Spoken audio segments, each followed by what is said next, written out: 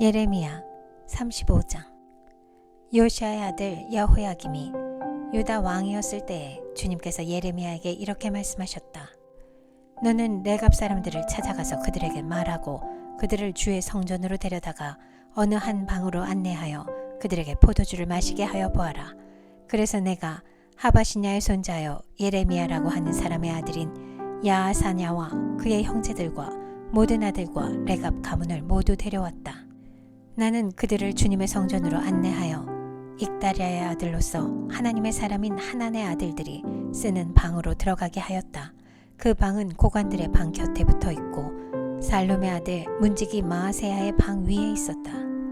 거기에서 내가 레갑 가문 사람들에게 포도주가 가득 찬 단지와 잔들을 내려놓고 포도주를 드시지요 하며 그들에게 권하였다. 그러나 그들은 이렇게 대답하였다.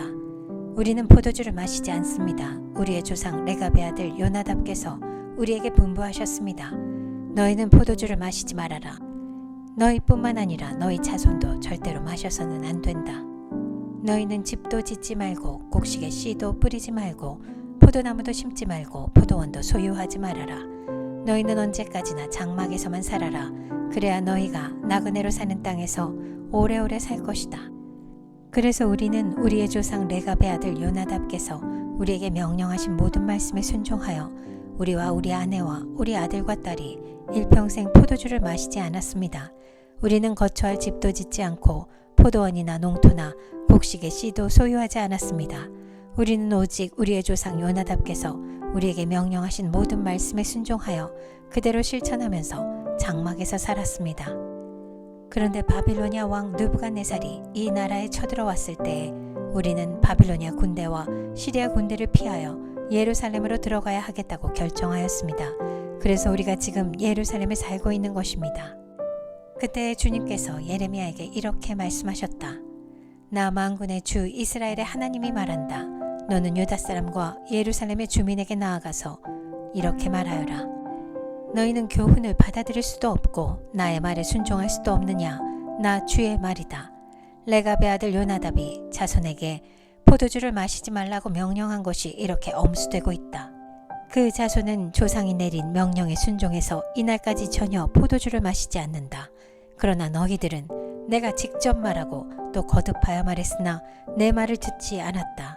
나는 내 종 예언자들을 모두 너희에게 보내고 또 거듭하여 보내면서 권고하였다.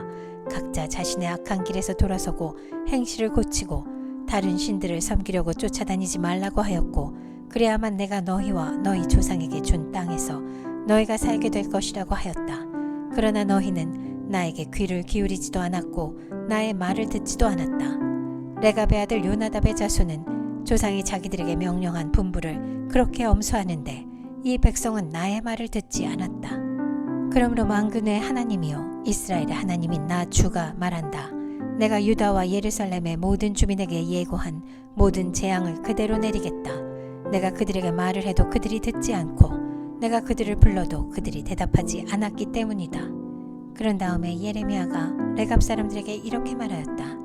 나 만군의 주 이스라엘의 하나님이 말한다. 너희는 조상 요나답의 명령에 순종하고 그의 모든 교훈을 엄수하고 그가 너희에게 명령한 모든 것을 그대로 실천하였다. 그러므로 나 만군의 주 이스라엘의 하나님이 말한다. 레갑의 아들 요나답의 자손 가운데서 나를 섬길 사람이 영원히 끊어지지 않을 것이다. 예레미야 36장. 요시아의 아들 여호야김이 유다 왕이 된 지 4년째 되는 해에 주님께서 예레미야에게 말씀하셨다. 너는 두루마리를 구해다가 내가 너에게 말한 날로부터 곧 요시아의 시대부터 이날까지 내가 이스라엘과 유다와 세계 만민을 두고 너에게 말한 모든 말을 그 두루마리에 기록하여라. 내가 유다 백성에게 내리기로 작정한 모든 재앙을 그들이 듣고 혹시 저마다 자신의 악한 길에서 돌아선다면 나도 그들의 허물과 죄를 용서하여 주겠다. 그래서 예레미야가 네리야의 아들 바룩을 불렀다.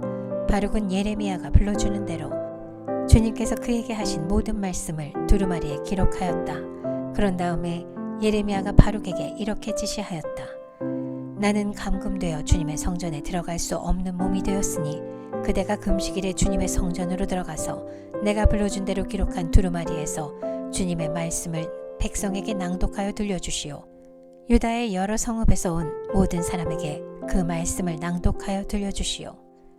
그러면 그들이 주님 앞에 엎드려 기도드리면서 저마다 악한 길에서 돌아올는지도 모르오. 주님께서 이 백성에게 쏟으시겠다고 말씀하신 진노와 노여움이 너무 크기 때문이요. 네리아의 아들 바룩은 예언자 예레미야가 자기에게 부탁한 대로 주님의 성전으로 가서 두루마리에 있는 주님의 말씀을 읽었다.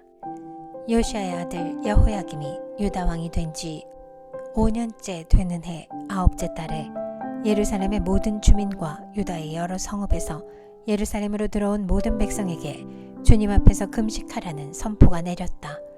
바룩은 주님의 성전으로 들어가서 모든 백성에게 예레미야가 한 주님의 말씀을 기록한 두루마리를 낭독하였다. 그가 낭독한 곳은 서기관 사반의 아들 그마랴의 방이었고 그 방은 주님의 성전 새 대문 어귀의 윗뜰에 있었다. 그때 사반의 손자여 그마랴의 아들인 미가야가 두루마리에 있는 하나님의 말씀을 다 듣고 왕궁에 있는 서기관의 방으로 들어갔다. 마침 그곳에는 모든 고관이 모여 있었다. 곧 서기관 엘리사마와 스마야의 아들 들라야와 악볼의 아들 엘라단과 사반의 아들 그마랴와 하나냐의 아들 시드기야 등 모든 고관이 앉아 있었다. 미가야는 바룩이 백성에게 책을 낭독하여 들려줄 때 들은 모든 말을 그들에게 전달하였다. 모든 고관은 구시의 증손이요 셀레메아의 손자요 느다냐의 아들인 여후디를 바룩에게 보내어 바룩이 백성에게 낭독하여 들려준 그 두루마리를 가지고 오게 하였다. 네리아의 아들 바룩이 그 두루마리를 가지고 그들에게로 가니 그 고관들이 바룩에게 말하였다. 그대는 앉아서 우리에게 그 두루마리를 낭독하여 들려주시오.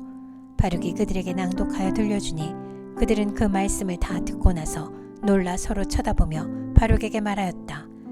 우리가 이 말씀을 모두 임금님께 꼭 아뢰어야 하겠소. 그들은 바룩에게 그가 어떻게 그러한 말씀을 모두 기록하였는지 자기들에게 알려달라고 말하였다. 바룩이 그들에게 대답하였다.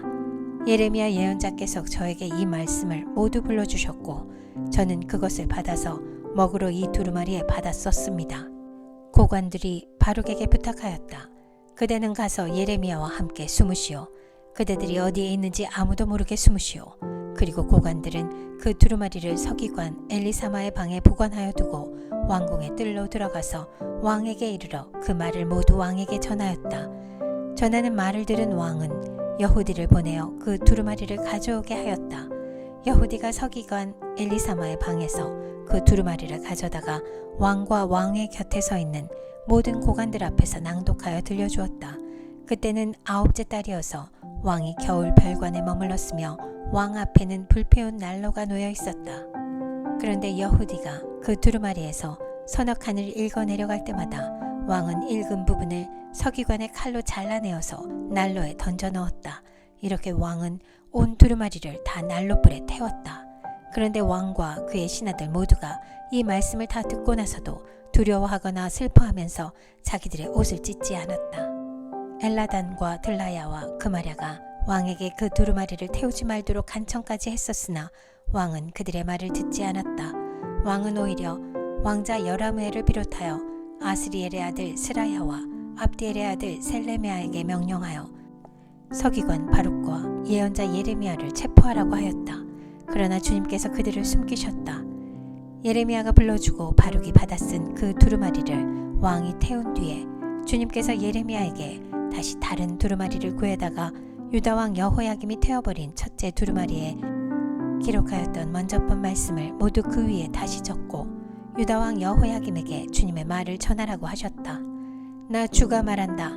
너는 예레미야에게 왜 두루마리에다가 바빌로니아 왕이 틀림없이 와서 이 땅을 멸망시키고 사람과 짐승을 이 땅에서 멸절시킬 것이라고 기록하였느냐 하고 묻고는 그 두루마리를 태워버렸다. 그러므로 유다왕 여호야김을 두고서 나 주가 말한다. 그의 자손 가운데는 다윗의 왕자에 앉을 사람이 없을 것이요 그의 시체는 무더운 낮에도 추운 밤에도 바깥에 버려져 뒹굴 것이다. 나는 이렇게 여호야김과 그의 자손에게만이 아니라 그의 신하들에게도 그들이 저지른 죄를 벌하겠다. 그들뿐만 아니라 예루살렘 주민과 유다 사람에게 내가 경고하였으나 그들이 믿지 않았으므로 내가 모든 재앙을 그들에게 내리겠다. 그래서 예레미야가 다른 두루마리를 구해다가 네리야의 아들 서기관 바룩에게 주었다. 바룩은 예레미야가 불러주는 대로 유다 왕 여호야김이 불에 태운 두루마리에 기록한 말씀을 모두 기록하였는데 이번에는 그와 비슷한 말씀이 더 많이 추가되었다. 예레미야 37장. 바벨로니아 왕 느부갓네살은 여호야김의 아들 고니야를 대신하여 요시아의 아들 시드기야를 유다 땅의 왕으로 앉혔다. 그런데 왕이나 그의 신하들이나 그 땅의 백성이나 할 것 없이 모두가 주님께서 예언자 예레미야를 보내셔서 전한 말씀에 순종하지 않았다.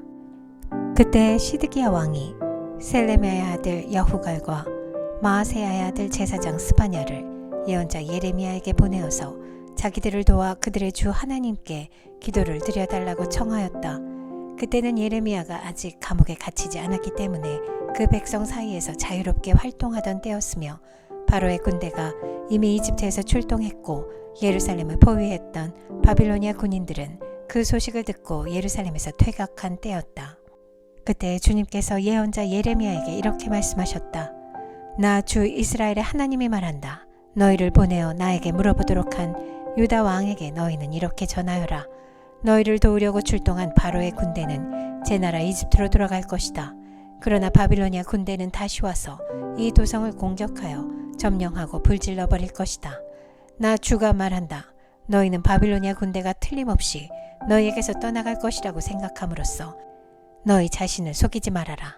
그들은 절대로 철수하지 않을 것이다. 너희를 공격하는 바빌로니아 군대 전체를 너희가 물리쳐서 오직 부상병들만 남긴다 하여도 그들은 각자의 장막에서 떨치고 일어나 나와서 이 도성을 불질러 버릴 것이다. 바빌로니아 군대가 바로의 군대 때문에 예루살렘에서 철수하였을 때에 예레미야는 집안의 상속 재산을 물려받을 일이 있어서 예루살렘을 떠나 베냐민 땅으로 가려고 길을 떠났다. 그는 베냐민 문에 이르렀을 때에 그곳에 한 수문장이 있었는데 그는 하나냐의 손자이며 셀레미야의 아들로서 이리야라고 하는 사람이었다. 그가 예언자 예레미야를 붙들고 말하였다. 당신은 지금 바빌로니아 군인들에게 토항하러 가고 있어. 이 말을 듣고 예레미야가 그렇지 않소. 나는 바빌로니아 진영으로 토항하러 가는 사람이 아니오 하고 해명하였으나 이리야는 그 말을 듣지 않고 예레미야를 체포하여 고관들에게로 데려갔다. 고관들은 예레미야에게 화를 내며 그를 때린 다음에 서기관 요나단의 관저에 있는 구치소에 예레미야를 감금시켰다. 그때에는 그 집이 감옥으로 사용되었기 때문이다. 그곳에는 지하 감옥이 있었는데 예레미야는 거기에 들어가서 오랫동안 갇혀 있었다. 하루는 시드기야 왕이 사람을 보내어 예레미야를 왕궁으로 데려와서 그에게 은밀히 물어보았다. 주님께서 무슨 말씀을 하신 것이 없습니까? 그때 예레미야가 대답하였다. 있습니다. 예레미야가 계속해서 말하였다. 임금님께서는 바빌로니아 왕의 손아귀에 들어가실 것입니다. 예레미야는 시드기야 왕에게 호소하였다. 제가 임금님이나 임금님의 신하들에게나 이 백성에게 무슨 죄를 지었다고 저를 감옥에 가두어 두십니까? 바빌로니아 왕이 우리나라를 치러 오지 않을 것이라고 임금님께 예언하던 임금님의 예언자들은 지금 어디에 있습니까? 그러니 이제 부디 저의 소원을 들어주시기 바랍니다.